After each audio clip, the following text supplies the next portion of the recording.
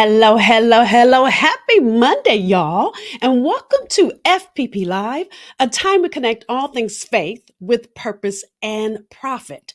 And yes, you need all three if you're going to go after your abundantly above all that you could ever ask or think, which is tied to the power of the one thing God created you to do and be in this world. I'm beyond excited to be able to come here every Monday for 30 minutes or less of actionable insight so that you can live as the highest and best version of who God created you to be. Now, those of you that are here with me live, you already know what I'm getting ready to say. Say hello, tell me name and where you're joining from. As I begin, because I've got a lot to pour into you into our last episode. So, this has been a five-part series. The five-part series is called Dominate in Your Lane, the strong foundation you need for a profitable business. And it's been a five-part series. This is part five. I'll review the first few in a minute. But let me say this as we talk to you from the subject, the insight to making multiple revenue streams plus making money in your sleep. Now, our foundational Bible verse for this, our last episode, is Proverbs 22:29 that says, "Do you see a man who excels in his work? He will stand before kings. He will not stand before unknown men." Now, ladies, do you see a woman who excels in her work? She will stand before kings. She will not stand before unknown men. Think about what that means for a minute. Now, I believe it was last episode where I talked about the Bible verses, your gift will make room for you. So your gift will put you in rooms that you could never even fathom.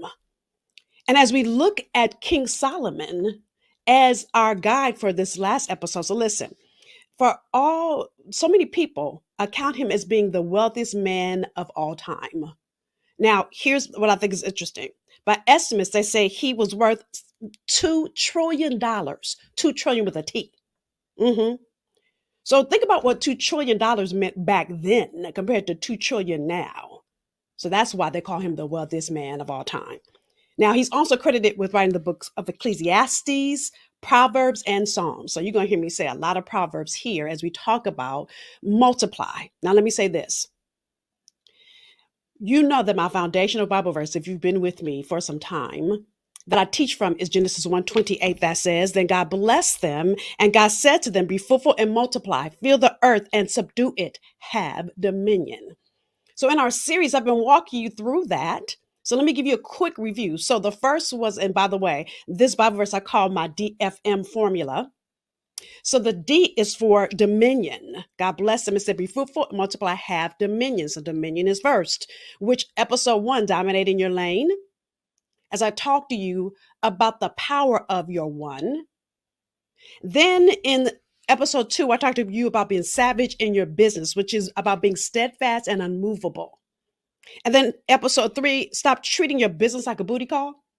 It takes a level of commitment to be the one thing God has created you to do in this world. So all three of those first episodes were about dominion. Now, out of five episodes, you said the three were about dominion.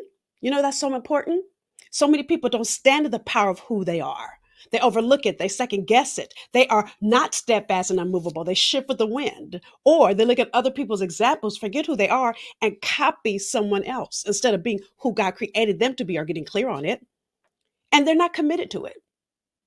If it gets hard, if things don't turn out like they thought they would, they quit. They look for convenient, easy when God never promised it would be easy, but He's always promised it would be worth it. Then last episode, which was called Leverage First so you can scale. We hear leverage so you can scale. Now I want you to get it in a different context, y'all. I want you to get this in a different context. So I said leverage first. This is about you being fruitful. Fruitful means to produce a good result. Profitable, I can't get the word out, result. And you've got to leverage your dominion, your gift, so you can have a fruitful, a profitable, yielding growth, yielding a great return, results. And so if you've missed any of those episodes, let me encourage you to go back and listen to those episodes. My podcast, fpppodcast.com, will give you great review. Now, the way I teach each episode builds on the next. And again, I want you to get out of the five episodes. I've spent 3 on dominion. I've spent one on fruitful, and then today we're in multiply. Now, the reason it's so important is you cannot duplicate what you don't know.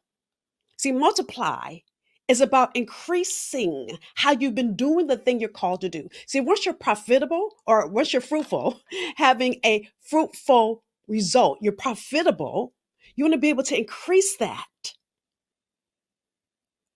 And so many people overlook that. They just think about money. And I want you to get this. God wants you to be financially blessed. He wants you to profit. Now, listen, profit means gain. So when you do the thing that you are called to do in this world, God wants you to gain because what you're doing is gaining for God. You're gaining for the kingdom on earth when you do the thing that God put you on this earth to do. So as we look at multiply, I need you to get this. Now, I'm going to go deep in part one and then deep in part two. And this time it's not a part one and part two. I'm going to give you separate steps each part because I need you to understand profit before I can talk to you about revenue streams. Okay. Because if you're going to gain, I need you to understand how to gain first. And so I need you to look past money. And I'm saying look past money because money is energy. So it's really, what are you doing with the energy that you get? It's like, in the morning when I wake up, if I'm really, really tired, if I can push myself to work out, and I say push because I never feel like working out, in full disclosure, ever. I said this to my husband this morning, matter of fact. I get a burst of energy because I worked out. That's gain. But it's because I worked out. If I don't work out, I stay tired for the entire day. The energy that I get, sorry, my necklace is hitting my table here. The energy I get from working out, I have to push myself for that gain. Do you get where I'm taking you in this series? So if you're going to multiply and do the thing you're called to do and really reach the highest reach and reach out into all that can really be blessed by you, you've got to understand. Now, listen, we start our businesses because some people do it because they want to make a profit. But ultimately, when you're doing the thing you're doing because you want to bless God, listen, Romans 12:1 says, hold on. Oh, my Bible is not here in front of me. Let me pull it up real quick.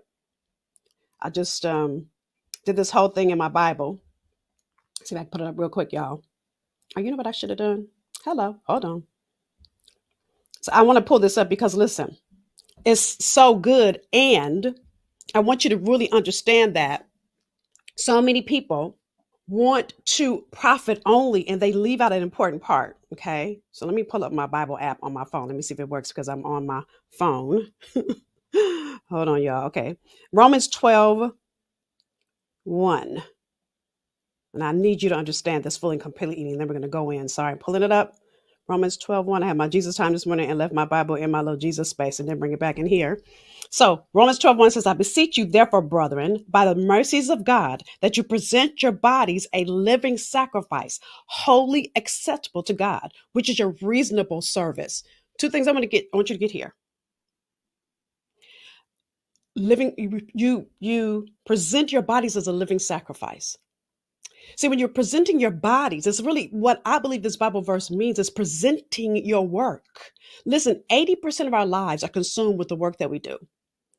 If you sacrifice what you think you should do, what the world told you should be, even maybe the career you thought you were going to have, those of you that have heard my story, I had to let go of the first career that I loved to do this. I didn't see that it would look like this then, even though God gave me the vision that it would.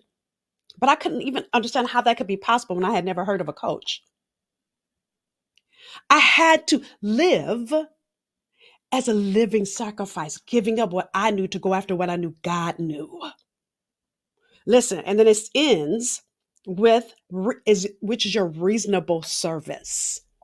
So understand, ministry means to serve a group of people that need you. This is your reasonable service when you do the thing God created you to do and you give it back to God. Profit means gain. Y'all getting all these connections here? So when I'm talking to you from this purpose place, the goal of starting a business is not just about how much money I can make. See, but when you make money, when you focus it on the right way, and you're giving it back as service to God, you're looking at all the people God created you to serve. And how can you serve more people? That's the multiply aspect I want you to get. Listen, Deuteronomy 8:18 says this, but remember the Lord your God, for it is he who gives you the ability to produce wealth and so confirms his covenant, which he swore to your ancestors as it is today. I'll read that one more time. I want to make sure y'all are getting this. But remember, again, this is Deuteronomy 8:18. But remember the Lord your God, for it is he who gives you the ability to produce wealth, and so confirms his covenant, which he swore to your ancestors as it is today. See, God has a covenant agreement with you. That's in alignment with your purpose. And he gives you the ability to make profit from it, produce wealth. Okay. Now listen, in my Tony Evans study Bible, I want y'all to get this. This is what it says under Deuteronomy 8:18. It says, God gives the ability and opportunity necessary for gaining wealth. And he does so with a specific goal of preparing people to fulfill his kingdom purposes, which includes being a blessing to others.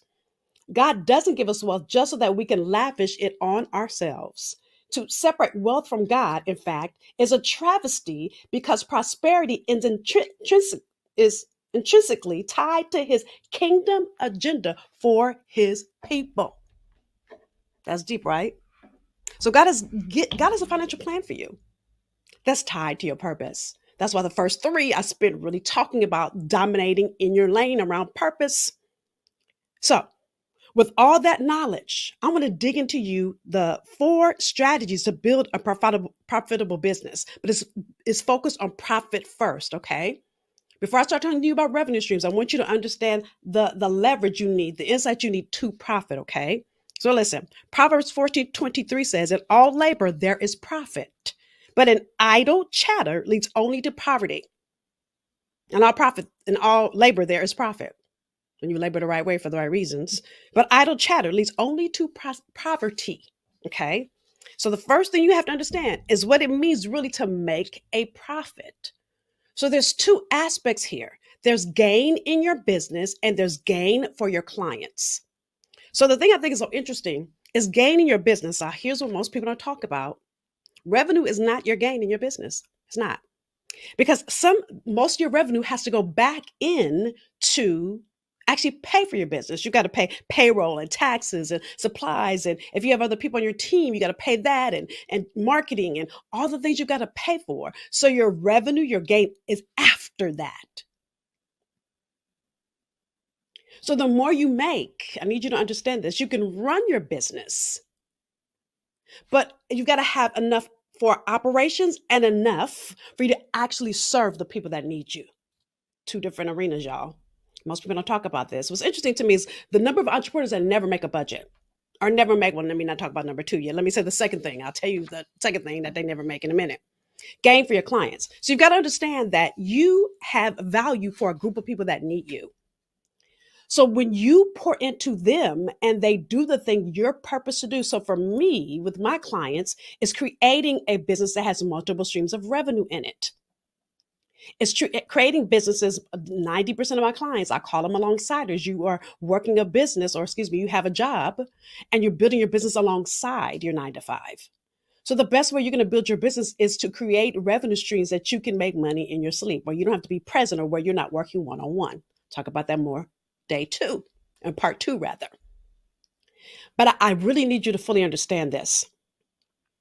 The more revenue you make, the more clients you can serve, because you're building your business and increases your ability to serve. But first, you got to know the value that your clients get from you so that you can be fruitful in that. That's their gain. So the more clear and focused you are, then what happens is, like, for instance, any car dealership, when Henry Ford back in the day built the first car, he probably tested out a car until he said, okay, this car's working. Then from that car that really worked, that machine that was working, he could then produce it over and over. Then he can create systems around it so that it's not 5 people, it might be 50 people, then it might be 500 people, then it might be 5,000 people that can then take that predictable result and produce it over and over to multiply the number of cars that are out in the world. If you can even think about the number of GM plants that are all over the country. There's General Motors and Ford and Cadillac. There's all kind of different, they're all one company. But you've got to be beneficial and fruitful before you can actually multiply. Y'all get that? So it's gain in your business and gain for your client. You've got to have both if you're going to have profit in your business. Okay, so that's number 1. Number 2 is you've got to identify where you have gaps. Sorry, I was saying, I'm going to tell you number. Where's number? Oh, I skipped it. Number two, go back. Well, let me say number two is identify where you have gaps, and then I'll do number three. Okay. I skipped one on accident. Listen, here's a Bible verse for here. Every way of a man, this is Proverbs 21:2. Every way of a man is right in his own eyes, but the Lord weighs the heart. I'll give you another one. Proverbs 26:16. Now, these are King Solomon, y'all. The lazy man is wiser in his own eyes than 7 men who can answer sensibly. So you've got to identify where you have gaps. You have not arrived. You're not perfect. This is one of the greatest lessons that I learned when my business was broke. This one and the next step I'm going to walk you through. Because when you feel like, oh, I know how to do this, or I should, I don't care. Listen, I had a master's degree. I taught at 2 prestigious universities at the time. Now I have a PhD. But the point I'm making is I was full of ego. Like I should know how to do this, but I didn't.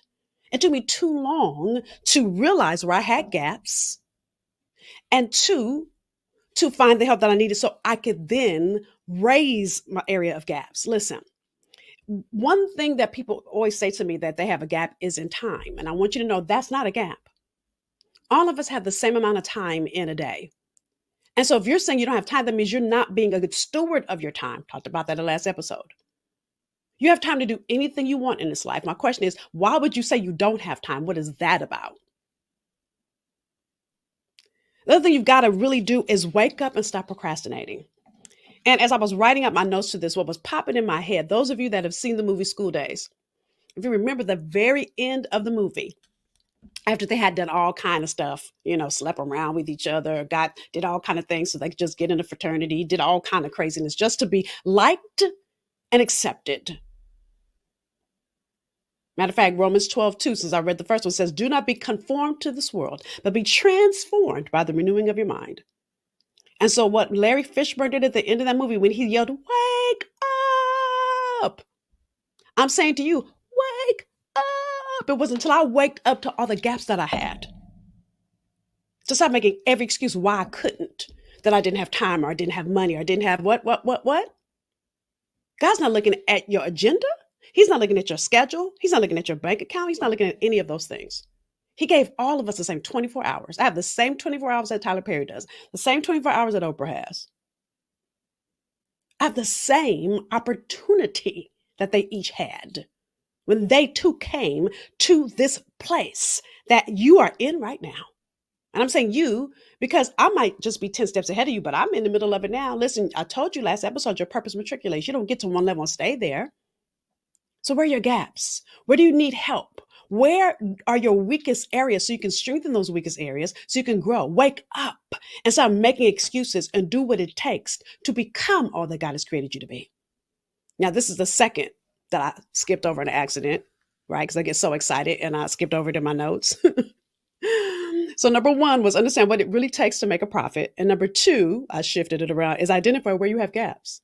So that if you see that you're not making profit, that means there's a gap there. Okay.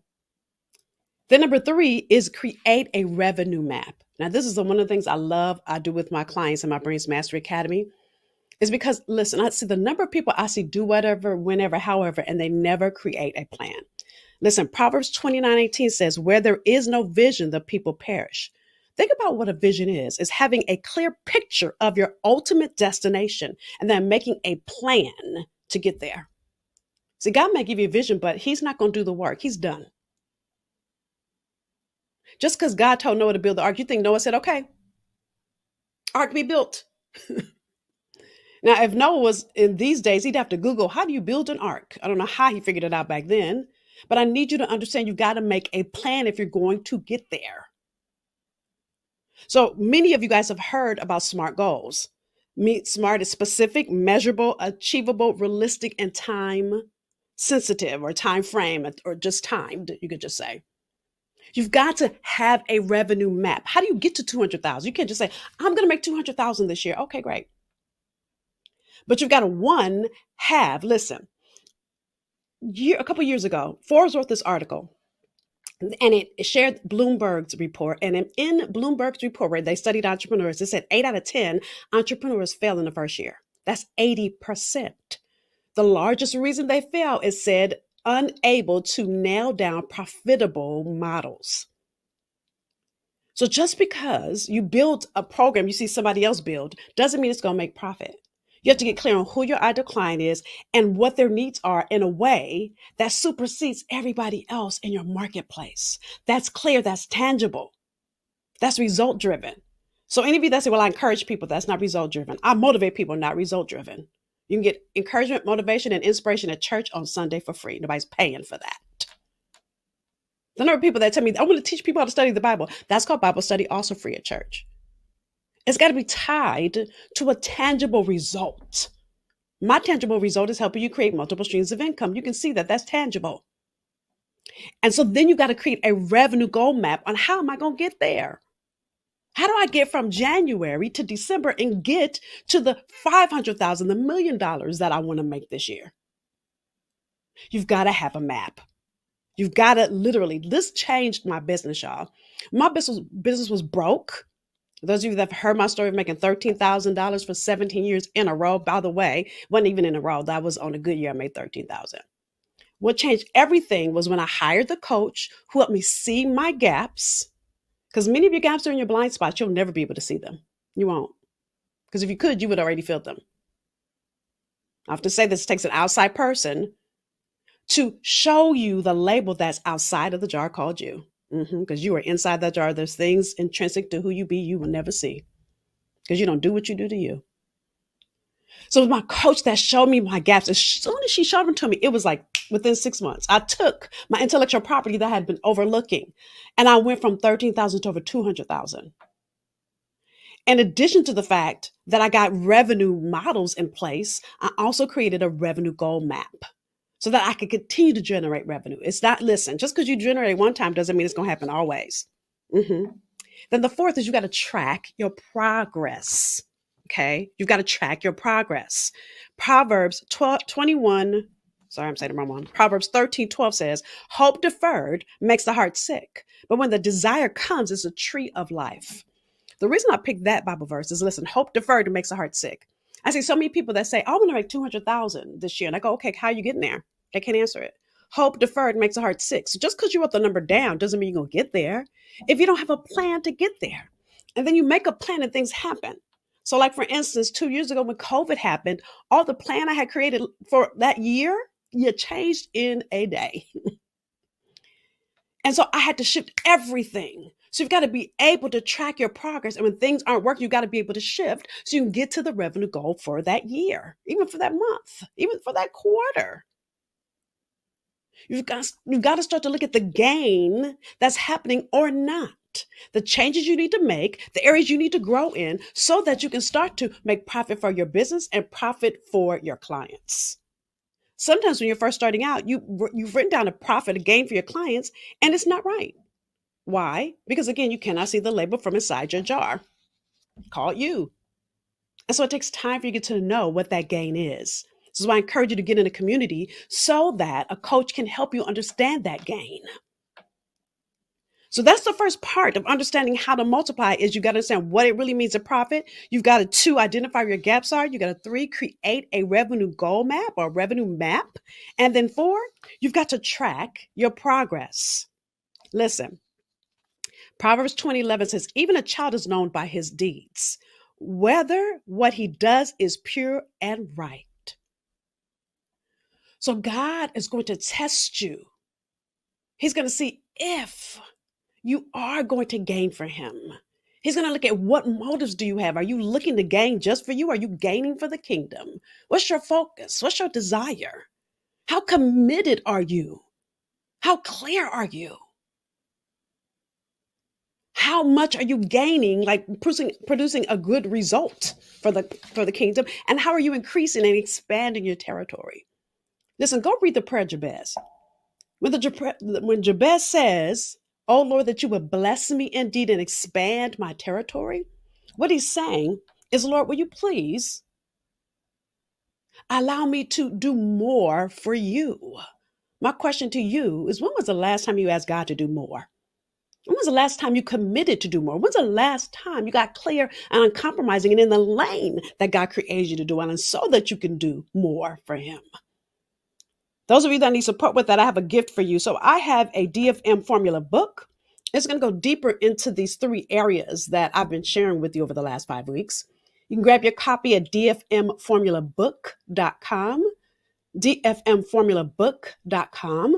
So we're going to dig further into this concept. Again, I've only talked about profit. Now we're going to talk about how you've got to really get in alignment to create multiple revenue streams. So I'm going to do that in part two, which, as those of you that are here with me week after week, that is tomorrow morning in Clubhouse, 8:30 a.m. EST. Join me so that I can walk you through everything you need to get in alignment with the one thing God has created you to do in this world so that you can create revenue, but ultimately so that you can profit for God. I'm beyond excited to give you these insider secrets because this is all the stuff nobody talks about. These are all the things that nobody tells you you've got to do so that your business is fruitful, so that it can multiply. All right. So with that said, I want to know one thing you got of value from this episode. One thing you got of value from this episode, right?